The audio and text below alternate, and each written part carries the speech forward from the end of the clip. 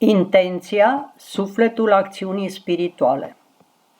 În centrul oricărui act semnificativ nu se află doar gestul exterior, ci și intenția care îl animă. Dincolo de acțiune, contează starea interioară, prezența conștientă și emoția care o însoțește. Acest aspect lăuntric, numit kavana, exprimă direcția inimii și a minții în momentul în care săvârșim o faptă cu sens. Kavana nu este doar un gând, ci o participare profundă a ființei, o intenție clară și sinceră care transformă gestul în experiență vie. Fără kavana, chiar și cele mai corect îndeplinite acțiuni pot deveni goale, lipsite de vibrație. Într-o lume grăbită, unde rutina poate acoperi ușor sensul, redescoperirea forței intenției devine esențială pentru ca viața spirituală, morală sau personală să fie autentică, prezentă și transformatoare. Kavana înseamnă gânduri și devoțiune adecvate, intenție și atenție, a curăța inima, respectiv mintea, de toate gândurile și a te vizualiza ca stând în fața prezenței divine. Practic vorbind, aceasta înseamnă că rugăciunea implică două facultăți ale omului, vorbirea și gândirea. Atunci când lipsește intenția, o lipsă de conștientizare a ceea ce înseamnă a sta în fața celui atotputernic și a te adresa, nu există de fapt rugăciune. Articularea cuvintelor rugăciunii și gândul însoțitor sunt ca trupul și sufletul rugăciunii. Fără intenție este ca un trup fără suflet, o coajă fără miez, despre care se spune: când se apropie de mine poporul acesta, mă cinstește cu gura și cu buzele, dar inima lui este departe de mine și frica pe care o are de mine nu este decât o învățătură de datină omenească. Importanța intenției în actul rugăciunii este atât de profundă, încât ea devine însă și inima și esența acestui demers spiritual. Tocmai această centralitate a intenției conferă demnitate și valoare rugăciunilor celor simpli și lipsiți de educație teologică. Chiar dacă acești oameni nu înțeleg în profunzime sensul cuvintelor pe care le rostesc sau nu respectă întru totul forma canonică a rugăciunii, sinceritatea inimii și autenticitatea credinței lor sunt cele care dau rugăciunii puterea de a fi ascultată. Cu alte cuvinte, o rugăciune izvorâtă dintr-o inimă curată și dintr-o dorință sinceră de comuniune cu Divinul este primită cu bunăvoință, chiar dacă este exprimată cu greșeli, într-un limbaj stângaci sau în afara formulelor consacrate. De fapt, tocmai simplitatea și spontaneitatea acestei rugăciuni o fac deosebit de valoroasă. Ea poate avea mai multă greutate spirituală decât rugăciunile recitate perfect, dar rostite mecanic, fără implicare sfătească. Astfel, rugăciunea autentică a celor simpli, fie ea exprimată cu stângăcie sau fără înțelegere intelectuală deplină, nu este doar acceptată, ci adesea preferată, pentru că Dumnezeu privește inima, nu forma.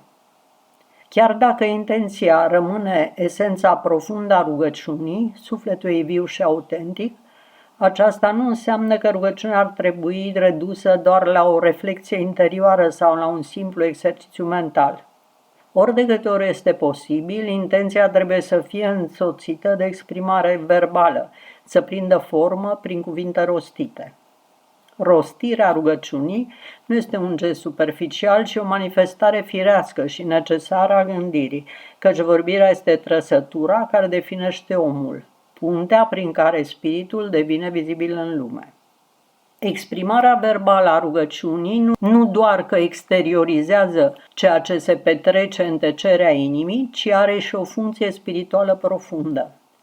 Asemenea relație dintre trup și suflet, în care trupul devine vasul prin care sufletul se exprimă și acționează în lume, tot așa, cuvântul rostit devine vasul prin care gândul rugăciunii coboară în realitatea materială. Vorbirea oferă astfel un recipient concret, tangibil, în care poate fi turnat harul divin cerut prin rugăciune. Fiindcă vorbirea are o existență fizică, sunet, vibrație, prezență, ea face posibilă trecerea harului din planul nevăzut în lumea văzută. Cuvintele rostite devin așadar instrumentul prin care se poate realiza o manifestare a rugăciunii în plan fizic, o punte între invizibil și concret, între cer și pământ. Pe de altă parte, rugăciunea tăcută, mentală, își păstrează la rândul ei puterea. Ea este auzită și primește răspuns în lumea spirituală. Dar asemenea unui vas nevăzut, ea nu oferă o deschidere spre materializarea efectivă a harului. Fără un suport fizic, fără un vas exterior, răspunsul revine ancorat în planul subtil, nefiind în măsură să se reverse cu aceeași forță și claritate în lumea concretă. Astfel, dimensiunea fizică a rugăciunii prin cuvânt devine o condiție necesară pentru ca grația divină se manifeste și în realitatea noastră trupească. Cuvântul Kavana desemnează intenția conștientă, focalizarea interioară și implicarea sufletească prin care mintea este orientată spre sensurile profunde ale unei porunci. Nu este vorba doar despre a face lucruri corect, ci despre a pătrunde cu inima și cu gândul în interiorul acțiunii sacre. Fără această dimensiune lăuntrică, chiar și cea mai corect executată mitzvah rămâne incompletă, asemenea unui pui de pasăre care are toate membrele, dar nu are încă putere să zboare. Mitzvot, preceptele, pot fi realizate impecabil din punct de vedere tehnic, dar în lipsa trăirii emoționale și a conștientizării intenționate, le lipsește elanul spiritual care le leagă cu adevărat de Dumnezeu. Ele rămân corecte, dar nu devin vii, nu se înalță. Tradiția afirmă într-o expresie sugestivă: rugăciunea fără kavana este ca un trup fără suflet. Această imagine puternică subliniază că ceea ce dă viață și mișcare spirituală unei acțiuni religioase nu este doar gestul exterior, ci flacăra lăuntrică ce îl animă. Zoharul descrie iubirea și reverența față de Dumnezeu ca fiind aripile care ridică faptele bune către cer. Ele sunt forțele care desprind acțiunea de greutatea lumii materiale și o poartă spre înălțimi spirituale. De ce este atât de importantă kavana? Pentru că mitzvoturile, prin natura lor, sunt ancorate în materia lumii, adică implică acțiuni fizice, obiecte concrete, lucruri aparent obișnuite. În această lume, prezența lui Dumnezeu este ascunsă și voalată. Realitatea cotidiană creează iluzia că trăim într-un univers autonom separat de sacru. Tocmai din acest motiv, pentru că o mitzvah să-și poată rupe vălul acestei iluzii și să se conecteze la sursa divină, ea are nevoie de o energie spirituală suplimentară. Iar aceasta este acoperită de kavana, intenția sinceră, emoția autentică, efortul de a transcende rutina și de a atinge transcendentul.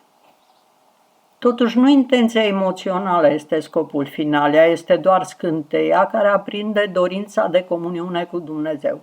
A rămâne doar în contemplarea sentimentului religios fără acțiune ar fi ca un om însetat care admiră un pahar cu apă rece fără să-l bea.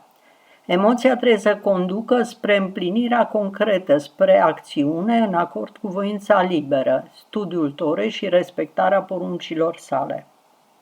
Adevărata împlinire spirituală se produce atunci când trupul, acțiunea fizică și sufletul, intenția profundă și dragostea pentru Dumnezeu, se contopesc într-un act unitar. În Mishneh Torah, Maimonide include kavana ca unul dintre cele 5 elemente esențiale ale rugăciunii corecte.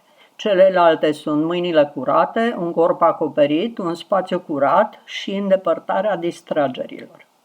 Maimonide scrie că dacă o persoană se simte distrasă sau confuză, trebuie mai întâi să-și recapete calmul înainte de a se ruga.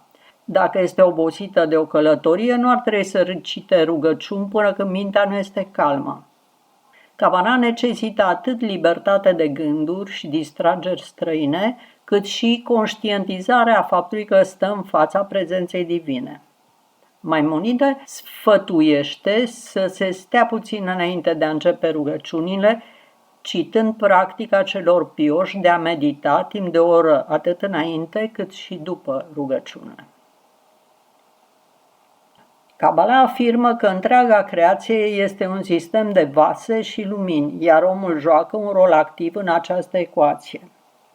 În scrierile lui Haim Vital, ucenicul lui Ari, se explică faptul că fiecare mitzvah realizată cu intenția adecvată deschide un canal de lumină în lumea superioară.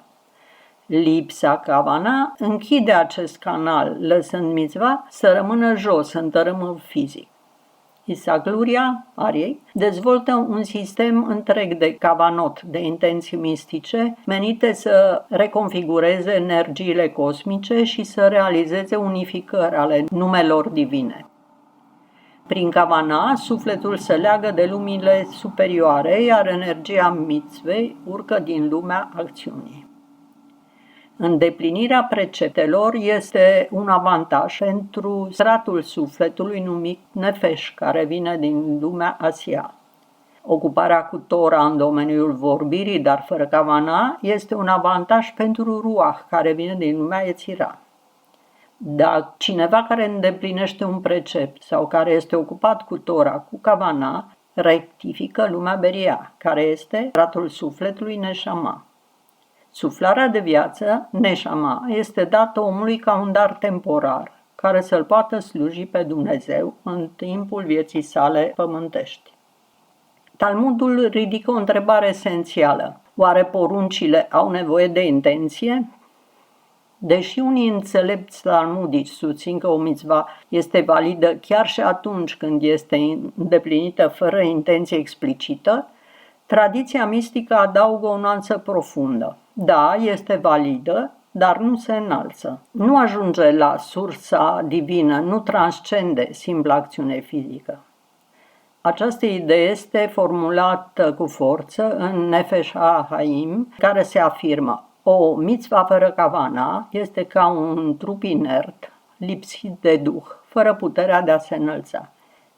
În aceeași linie, Tania, lucrarea gândirii hasidice, ne învață că intenția este suflul interior care însoțește literele rugăciunii și acțiunile poruncilor. Este ceea ce transformă simpla execuție într-un act de revelație. Intenția adaugă lumina, adâncime și deschide o fereastră către realitatea spirituală ascunsă în spatele gestului fizic. Însă kavana nu are doar o valoare metafizică, ea lucrează profund și asupra celui care acționează. Presupune implicarea totală a ființei, mintea care reflectează, inima care simte, voința care alege. O acțiune făcută cu intenție devine un act de prezență deplină, un moment sacru în care omul se regăsește în relație vie cu divinul. Kabala afirmă că prin kavana omul devine un canal al luminii infinite, făcând posibil ca această lumină să se manifeste în lume prin acțiunile sale. Moshe Haim Luzzatto exprimă aceeași idee cu claritate. Adevărata perfecțiune constă în legătura cu Dumnezeu și această legătură nu este posibilă decât prin kavana în acțiune. Prin urmare, intenția nu este doar un adaos estetic sau un rafinament interior. Ea este cheia însăși a transformării spirituale. Fără intenție, porunca rămâne o formă goală. Cu intenție, ea devine un vehicul al transcendenței, capabilă să înalțe atât fapta, cât și pe cel care o împlinește. Intenția nu doar însoțește porunca, o înalță, o umple de lumină și o transformă într-un act de comuniune cu Dumnezeu. Vă mulțumesc pentru participare.